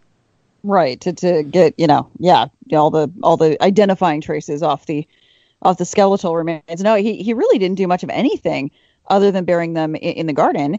And by 1948, so again, I remember I said it was like an apartment building. Yeah, everybody was using that garden. 10 Rillington Place, it wasn't big. It was like one of those row house type things. So there was an upstairs and a downstairs, and they had the downstairs. And by 1948, a new couple, the Evanses, moved into the upper flat. Them and their dog, that building. A bloodhound named Casey with a heart of gold that loves to find bodies. That would be awesome, but no, that's not what happened. Oh, okay. So Timothy and Beryl, his wife, they settled in without incident, and they welcomed a daughter. She gave birth to a daughter within the year. And by late 1949, both Beryl, the wife, and Geraldine, the daughter, the newborn daughter, had gone missing. Okay. What? So the wife and the daughter goes missing. Right. And okay, go ahead. So Timothy Evans, that's her husband, he reported their disappearance to the police because, hey, my wife and kid are gone. What happened? But it wasn't long before the bodies of his wife and daughter were found wrapped in a blanket in an outdoor wash house very near the near 10 Rillington Place. So this wouldn't be John, though, because we all know he's a garden man. Right? Yeah, but even less was it the husband/father. Right. So basically, her body, a barrel, the wife's body showed signs of having been sexually assaulted and physically assaulted before her death. And Evans, the husband, swore that he had nothing to do with it. I mean, he is the one that reported them missing. Not that means anything necessarily, but he swore he had nothing to do with it. He pointed the finger at Christie. Oh, so they started looking at Christie real close. Yes, and Christie denied any wrongdoing, and instead he gave police plenty of sort of details about the arguments that he'd overheard between Timothy and Beryl during the time that they lived upstairs together. Yeah. So, and I guess they fought a lot. So they were quite passionate in their relationship when it came to fighting. They loved it. It was their thing. Apparently, yeah, and most people knew that about them, I guess. That was common. So, but okay, did John whack her off? I mean, was he the guy that did her in? Him and the baby, I might add. Right, the baby's gone too. I would say it's the husband personally, because usually if the kid is killed, it's usually the husband. Because men normally, you would think, and I could be wrong, Dr. Cole, would hesitate at killing their own child. Some men would hesitate at killing their own child, and often if the wife is sort of their perceived problem, they're not a family annihilator. Yes, just the wife would be harmed, not the child. Yeah. But in this case, both were gone, completely missing, and they found them dead. But police believed John Christie over Timothy Evans, the husband, and so Evans went to trial. So he was tried. He had a full-on jury trial, the husband, and he was found guilty and sentenced to hang, and he did. In March of 1950. Damn. A miscarriage of justice? I don't like it. No, me neither. Yes. And it was due in large part to John Christie's testimony for the prosecution. He was like their star witness. Oh, wow. Yeah. Wow. Even though he was the killer. Yeah, even though he was the one that did the deed, he was able to have the plausible deniability. Well, I did hear them fighting. And I think it was the husband that killed him. And so the husband got nailed with the murders and was put to death. Christie runs around going, yippee, I got away with it. No one's going to suspect me. So then what happened? Or should we wait till after the break? Ooh, good question. Oh, you know what? I do want to point this out to people that when I put photographs, by the way, of this on my website, I didn't realize that you could actually see a wrapped up body under one of the floorboards. I am looking at it right now, and you can. So that's why I use that one. You're welcome. By the way. Nothing says murder like a wrapped up body under the floorboards. Just ask Edgar Allan Poe. We'll be right back right after this.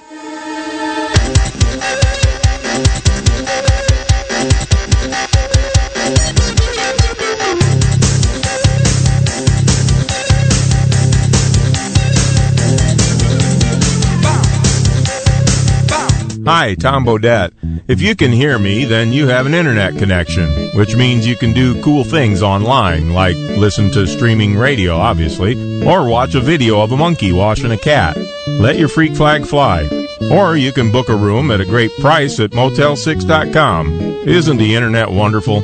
Everything you want right at your fingertips, and whoa, did not need to see that. I'm Tom Bodette for Motel 6, and we'll leave the light on for you. Unexpected reactions to smart financial decisions brought to you by feedthepig.org.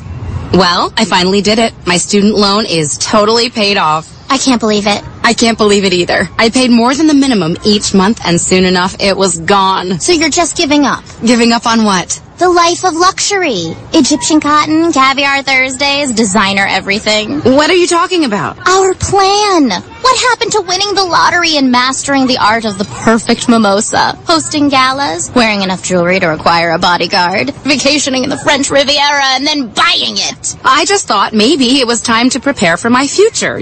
Set some financial goals, make some smart investments, open a 401k. Financial goals? Investments? A 401k? You are horrifying right now. Listen, if winning the lottery were easy, everyone would do it. When it comes to financial stability, don't get left behind. Get tools and tips for saving at feedthepig.org. This message brought to you by the American Institute of CPAs and the Ad Council.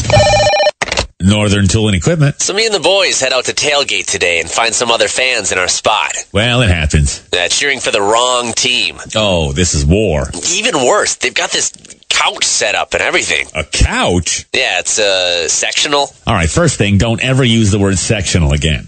Done. Second, I want you to grab a 4,700-pound tow chain with J-hook and grab hammer. Throw that on the back of your truck. Got it. Now you're going to Hail Mary the J-hook over the end of that couch. Time to find a better spot for your new friends. That should do it. There's no problem a little horsepower can't solve. Northern Tool and Equipment. Taking a family of 5 to the amusement park can cost a small fortune. Oh, yeah. So to save some money, we thought, hey, let's bring the amusement park to us. Yeah. Go ahead. All right, step right up, young man. Are you ready to ride the Wacky Waterfall? That's just the bathtub with the shower head running. Nope, it's the Wacky Waterfall. It's the shower, Dad. Waterfall. Wacky. There's an easier way to save. To get a free rate quote, go to geico.com. Then buy online, over the phone, or at your local Geico office. Green light. Hey girl, school zone. I'm getting hungry. Car changing lanes. You want to meet me for pizza? Stop sign. Intersection clear. Yeah, street. Pizza sounds good. Ballin Street? Girlin Street! It's hard to concentrate on 2 things at once, like texting and driving. Stop the text, stop the wrecks. How will you stop texting and driving? Tell us at stoptextstopwrecks.org. Brought to you by the National Highway Traffic Safety Administration and the Ad Council.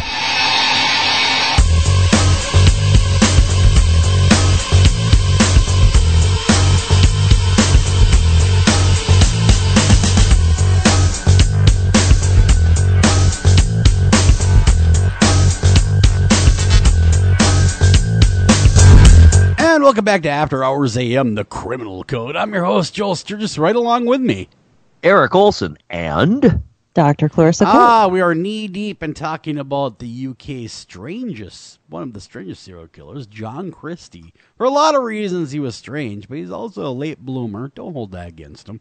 You know, we all start late sometimes at things.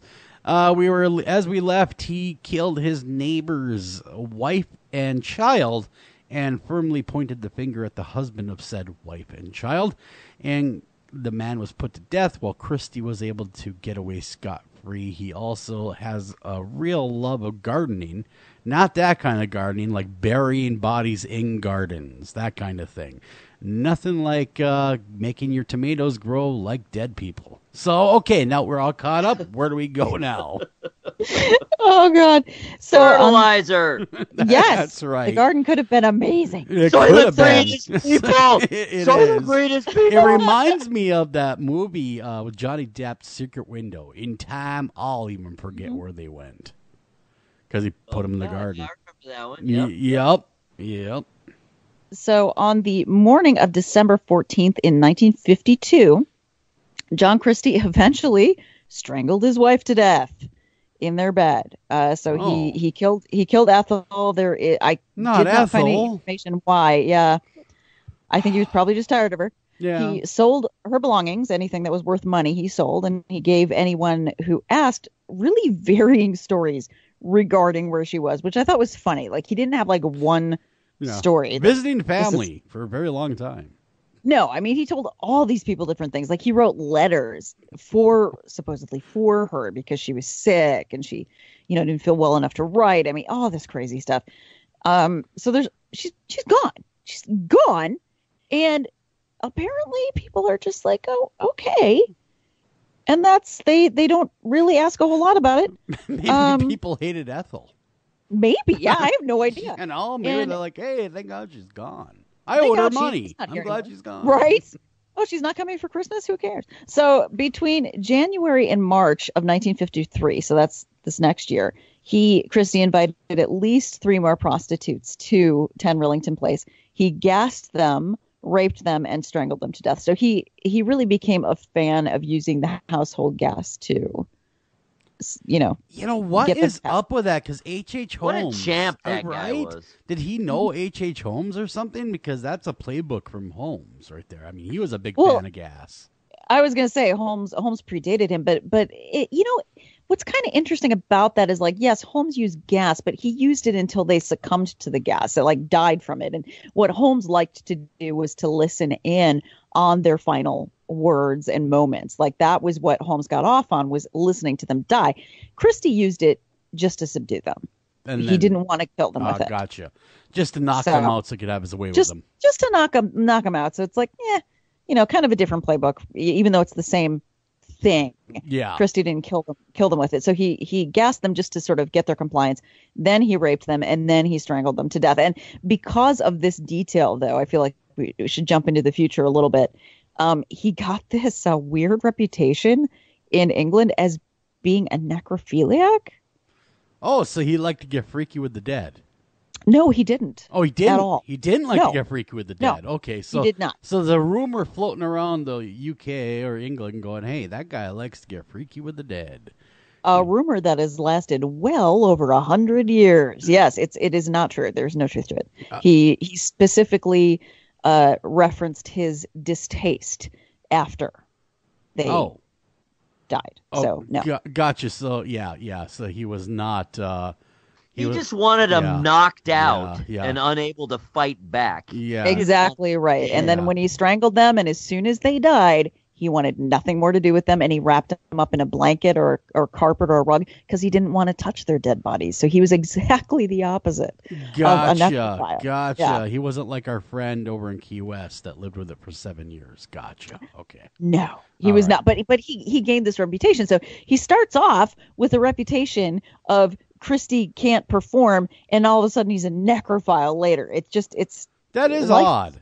That's people embellishing the story, is what that is right there. Exactly. So basically he rapes and kills these prostitutes, but I guess he was running out of room. So out of real estate to put dead bodies. Yeah, I mean, and it was a kind of small place, right? So he looking at the pictures, kind of small. So he didn't bury them in the garden, or I don't know, maybe he just felt like, I don't want to dig up the ground. It was too cold that time of year. I'm not sure. Well, it would have been cold. So he instead sort of built on kind of an alcove type place to the kitchen. Just for body storage?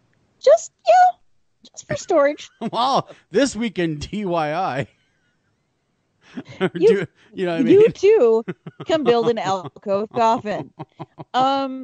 So I know, and then I'm reminded of that funeral home where they built an alcove in the ceiling for the babies. That's like right. Apparently, they took a page out of Christie's book. Same thing. So it was evidently they were looking back at the history of great serial killers, and this guy built a whole room for it. That's a great idea. He did it. Yeah, he built a little alcove. So that's what he did. He put all 3 of the prostitutes' bodies in this little alcove that he built and kind of wallpapered over.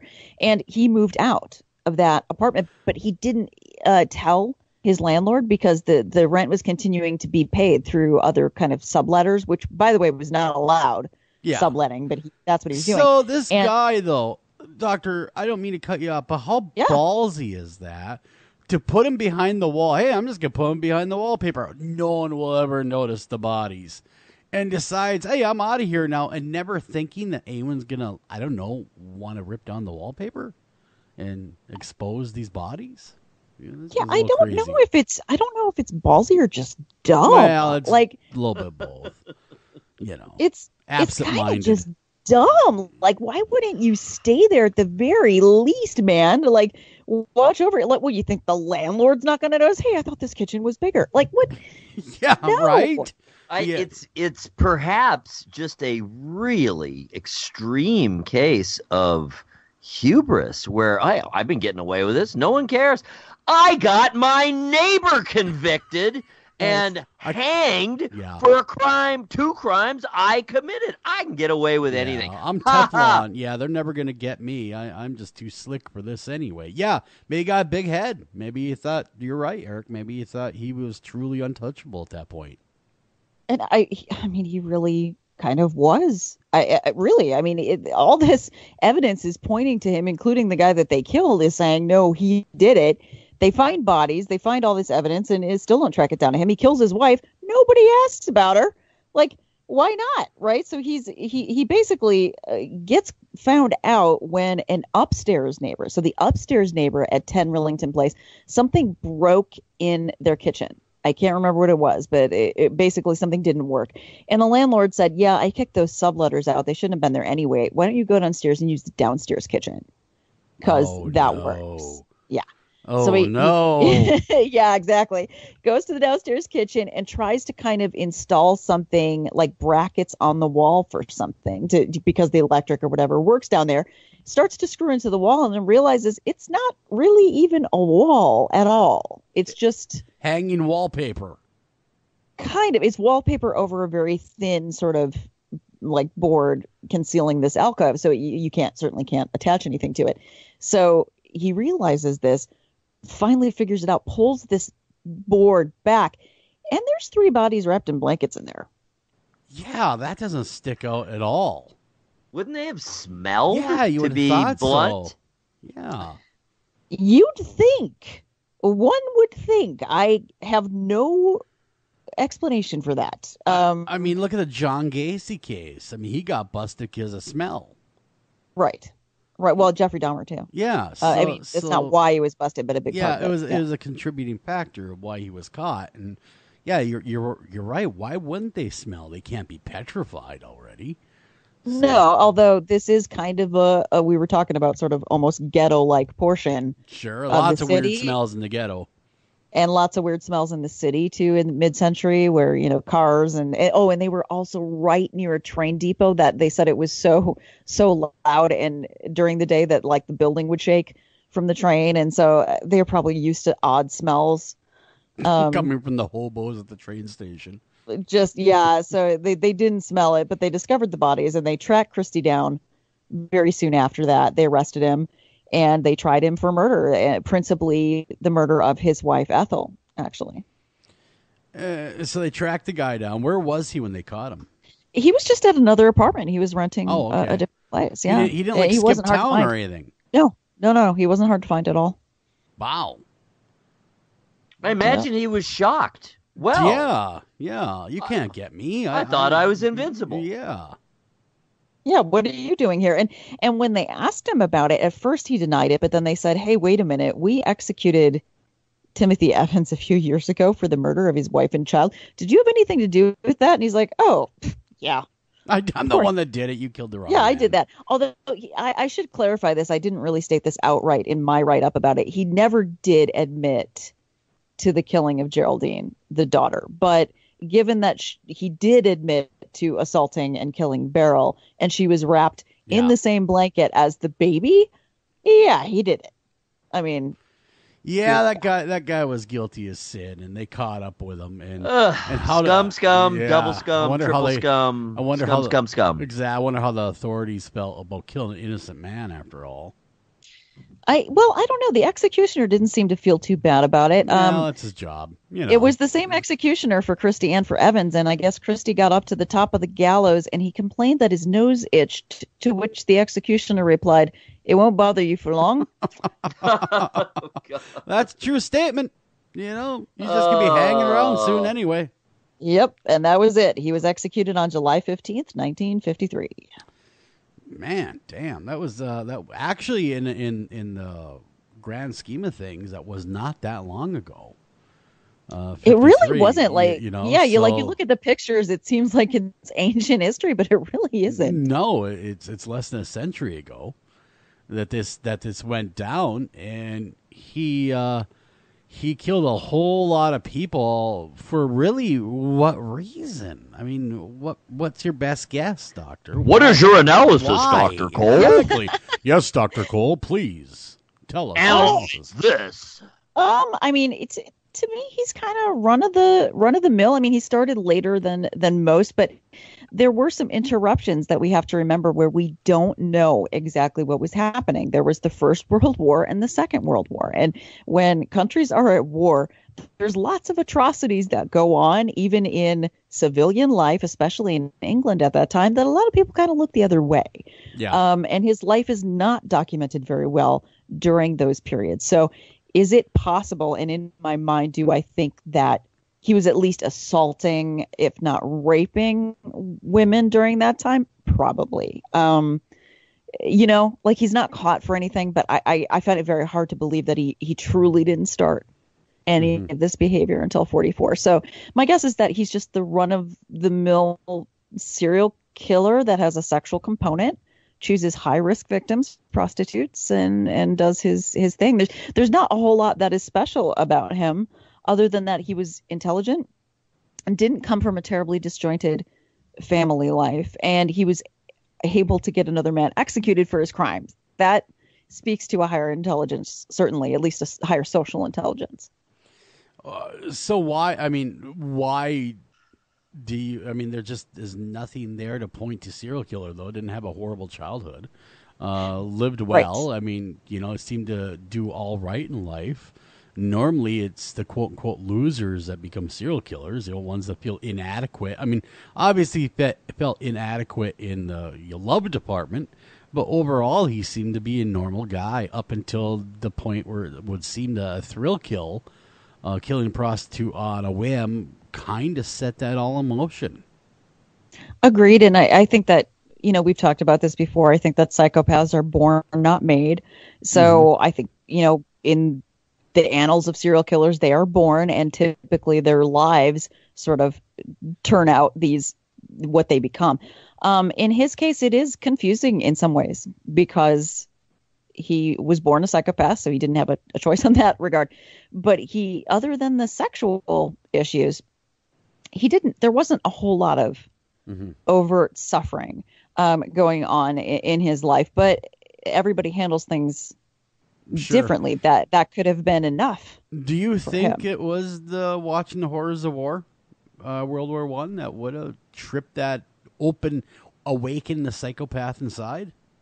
Yeah, no, not at all. And I think that people ask me those types of questions, so I'm glad that you did. They asked me about sexual predators, for instance, like, oh, were they abused sexually as kids, or, did watching the horrors of war harden that person? And I'm like, what, are you kidding me? Then the world would be full of people like that. Think of how many people saw the horrors of war during that time period, and how many more of them were heroes, were altruistic, who gave up their lives to help other people that they didn't even know. Like war does the opposite as well. I think John Christie was what he was. And you got to remember, in World War I, we're talking trench warfare. We're talking just bad. Nasty. And mustard gas still being... God, yeah. Before it was banned by the Geneva Convention, it was used quite frequently. Bad stuff.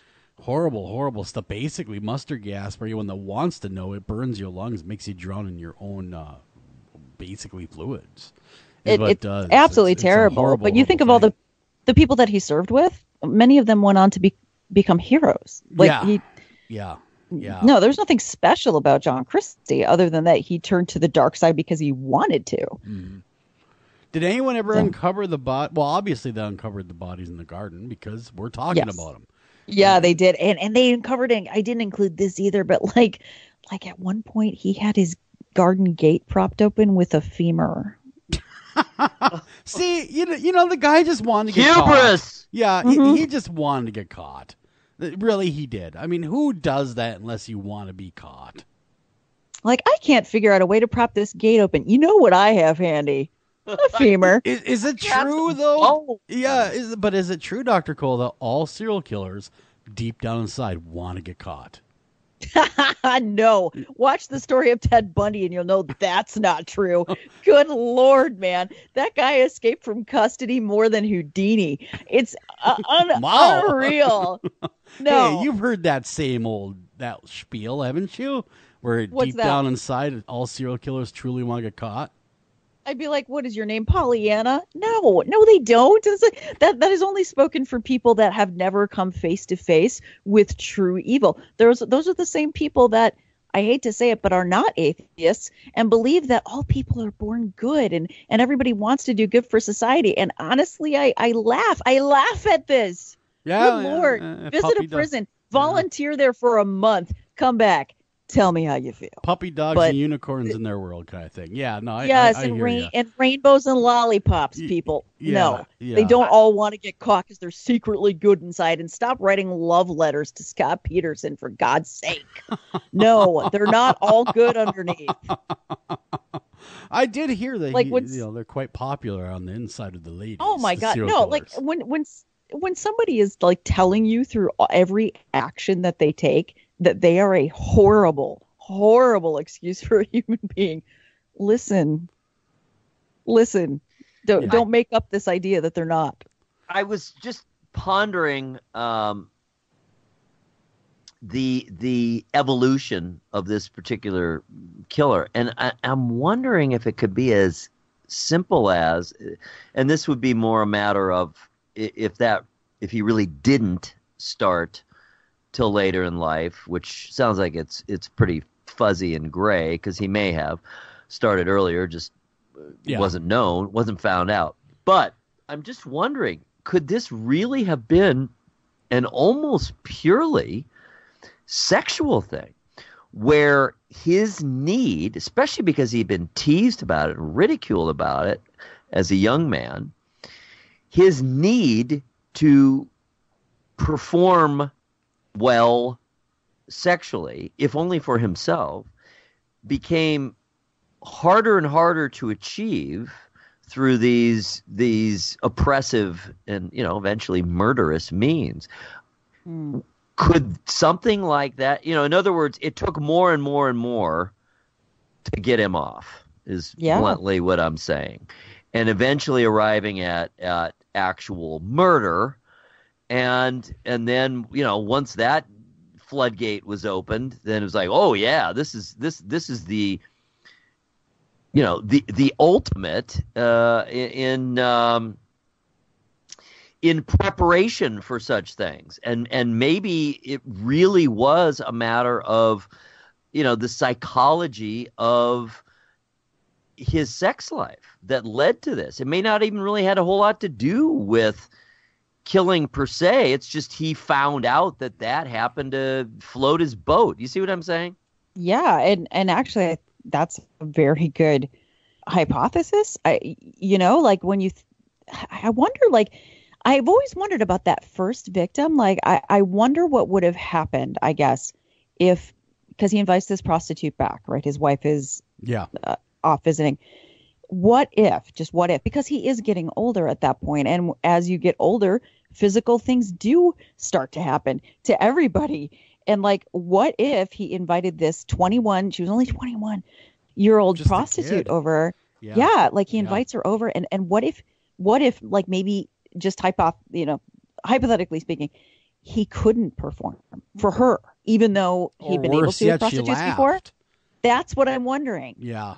That's it. Like, what if you're exactly right, Eric, that it was this, maybe more and more was needed to sort of to get him to that place, and worse yet, what if he was ridiculed by one of the people that he invited into his home? I absolutely think that could have started something, and clearly the gassing of the victims, the making them unconscious, right, was part of it. And that to me does speak to this and power. Desperate, not only power, but this desperate insecurity. Like, if you can only have sex with them when they are unconscious because you are so scared of any judgment. Maybe he doesn't like the small talk afterwards. Clearly. But I mean, I was just thinking, well, that's interesting, and I thank you for validating that thought. But I mean, just an analogy, vastly less criminal and destructive analogies. I was just talking to some guy who's a fair amount older than I am, and I don't even know how the conversation got around to it. He seemed way too eager to talk about it. He was discussing how his Viagra usage had just, little by little, gradually gone up. And I mean, in other words, the dosage had gone up over the years because he required more and more and more, And so that's kind of what got me thinking about that. If this guy, became, well, just all the things you said, if he was so traumatized by things that happened to him earlier in his life, and his life came to revolve around the need to be successful in that regard, then he would literally be he would be willing to do anything that caused him or enabled him to be successful. And then maybe he found out when he did start killing that, oh my God, that was his ultimate aphrodisiac, you know? Yeah, absolutely. And it's sad, I think, with some of these earlier killers, what we could have potentially learned. You know, like back then, like Joel, like you were saying, that it was more polite society. We didn't talk about these things. But the other thing is that forensic psychology as a science did not exist back then. Yeah. And at least not in its current form, nowhere near it. And so there weren't a whole lot of people asking these questions of them. And it would have been interesting to sit in a room with him and have him become comfortable with me enough that he could talk about what was driving this, because we don't know. And that does kind of suck, because I want to know, like, why did he start so late? But Eric, I think that your idea is the closest that I've heard to being something that I would go, oh yeah, that would make sense. That he was just driven to that point after so much time that I can't perform at all anymore. I need to make this happen. It's a desperate situation for me, and the ends justify the means. But isn't deviancy a little bit progressive as well? You know what I mean? Sure. You know, where I shouldn't say deviancy, but that thrill needs to be ramped up over time. You know, you start off with something fairly, you know, low on the spectrum, and the next thing you know, you're full blown, whatever it is, whatever floats your boat. But it always has to keep getting more and more extreme to achieve the same results, right? Yeah, it does. There is a progression, though, and it's something that we don't talk about a lot on the show, because everybody that we talk about gets caught, you know, like at some like midlife time. It does go in that trajectory, yes. So it ramps up to a point where it's like, you know, Fear and Loathing in Las Vegas time, where it's just, you know, things are insane. Yeah. And it just ramps up to that point. But then eventually, as an offender ages, if they don't get caught, it does start to wane. Typically, so to where even they are going, oh really? I'm kind of too tired for that. You know, like I don't want to do that anymore. So offenders do eventually age out if they are not caught, which is what I think happened to people like the Zodiac Killer, and you know, people that did not get caught, they aged out. Sure, that makes sense. That would make more sense than anything else I've heard, like with the Zodiac, because he just aged out of it. He got tired, man. He got tired. He got tired of doing ciphers, got tired of taunting the police, and didn't want to kill anymore. Wasn't doing anything for him. And that's what happens to the people that get caught much later in life, that especially the ones that I have talked to. They started putting the brakes on their own criminal career even before they were caught. Yeah, because they were tired. Makes sense. You know, that makes a lot of sense. And the aging out makes a lot of sense. You know, like they're surrounded by young criminals now in prison, and they're sick of them. They literally say things sometimes like, "Oh, these youngsters and their music." Seriously, them and their music. Back when I was killing people, it was a different ball game. It's nothing. Nothing brings home the cycle of life like sitting across from a serial killer and hearing him utter the words, "These youngsters and their music." Yeah, them and their rap game. I used to kill the polkas. Sure. Yeah. Back when I was murdering. Time is what you need for a good kill. It was the golden oldies. Yeah. No. I swear that my lawn or I'll kill you. Yeah, right. Even them, they're saying them damn kids and their rap music. And you must laugh a little bit when you hear that, though. Come on. Oh no, I don't. No, I absolutely I don't laugh to myself. I laugh out loud, and I'm like, really? Yeah. That's where we're at. You're angry because they're madder than you were. I mean, what? They're showing you up? Come on, chill out. Mostly, yeah, exactly. It's like mostly it's that. A lot of times the young kids kind of remind them of who they used to be, and it's upsetting on levels. Yeah. Yes. Well, I would imagine that there's some, at least some little bit of one-upsmanship amongst the serial killer community. Oh, definitely. The criminal community in general. And they don't understand the younger subset. There is an idea. Don't get it. It's a very thin thread, but there is a thread of an idea that there was a certain sort of principle to what old timers did. The young timers. Yeah, I know. That is true. Comical. That is really, really funny. Well, I want to thank everyone for tuning in to this edition of After Hours AM, the Criminal Code, and thanks a ton for supporting the show. I was looking at my notes. We've been at this for about a year and a half, almost exactly. This show has been on the air. It has grown exponentially since then. So thank you so much for allowing us to come to you, bring you this programming. Of course, we are available anywhere you can get podcasts, anywhere you're downloading, you can find this show, and as well as live places such as iHeartRadio and everywhere else. And we have also added the Facebook Live element recently. So again, take care of each other, love each other.